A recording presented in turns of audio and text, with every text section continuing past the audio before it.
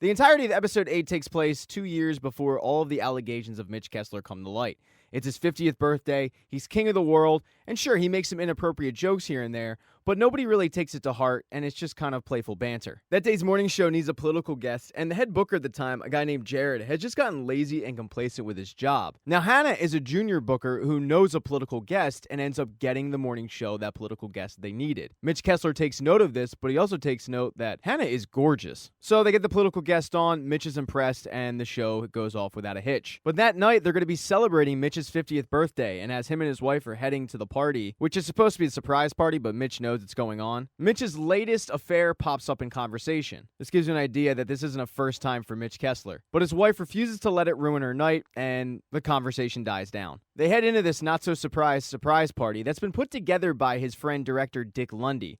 And if you remember from previous episodes, Dick has also been under the fire of sexual assault allegations. Although much like Mitch, because this is 2 years before all that comes to light, he's also king of the world, happy as a clam. So Mitch walks into this party, he acts surprised, he receives his gifts, and everybody seems to be having a great time. They're drinking lots of alcohol, sharing stories. And over in the corner, Fred and the former head of the news department are having a conversation about Alex and how her approval ratings are so far down that she's being taken off the Major League Baseball's playoffs. And she's been a staple on the playoffs for years now, so this is a pretty big deal. They're replacing her with Mitch. They're also raving about this hot shot from entertainment named Corey Ellison. So this is a precursor of Corey taking over that job. As the night dies down, though, Hannah looks at her phone and sees that there's been a shooting in Las Vegas, and the morning show needs to get out there.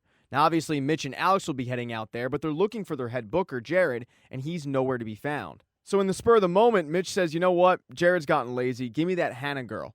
Also, take Mia off my team. It's too awkward. So right before they leave, Chip heads over to Mia and tells her that she's going to be taken off Mitch's team. And Mia, of course, takes this as a slight. She thinks she's being punished for breaking things off with Mitch, and of course she is. So then she asks to be put on Alex's team, but Alex has no interest in her. She doesn't want Mitch's sloppy seconds. So Mia, at this point, is a woman without a show. So the morning show flies out to Vegas to cover the shooting, and during this time, you're really able to see the dynamic between Mitch and Alex, and how close the two truly were. They flirt with that line of brother-sister, but also having a sexual relationship. It's weird at times. You can tell these are two people that really enjoy working with one another. Now, at the end of the night, as Mitch is walking the strip of Las Vegas, he sees Hannah, and Hannah is still shell-shocked by the shooting. So they start walking together, and they're talking about her career and life and the darkness of the world. And Mitch says, you know, there's something that always makes me feel good inside sad times, and he invites her up to his room to watch Caddyshack. And while Mitch is cracking up, Hannah isn't, because Hannah can't let go of what she just witnessed. Hannah says, you know, I probably should get going because we both have work tomorrow, and Mitch gets up and starts hugging her, but that hug turns into a pretty long hug. Mitch ends up starting to kiss her a little bit and tells her that he really likes her, to which Hannah says, well, I like you too. But you can tell by her face, which Mitch can't see, by the way, that she is extremely uncomfortable. The two end up having sex, and while she never says the word no,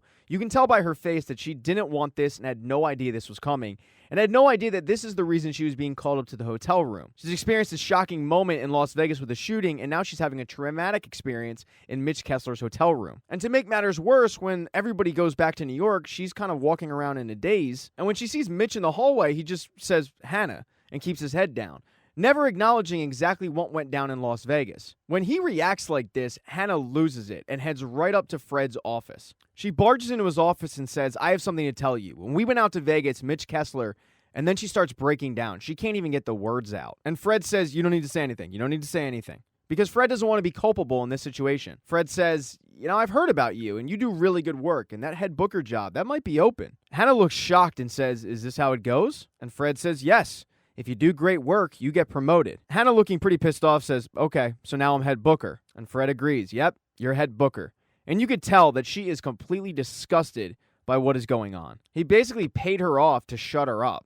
And ironically, this is when the Harvey Weinstein allegations first hit the papers. And as Mitch and Alex watch these allegations roll in, Mitch and Alex are both disgusted by these allegations, but they also don't see the irony that Mitch Kessler in this newsroom is basically Harvey Weinstein. So here's the part where I beg you guys to like this video, subscribe to the channel. There's a button in the top left corner there. And if you don't see the next video for this recap, not to worry, it'll be up soon. And thanks for watching.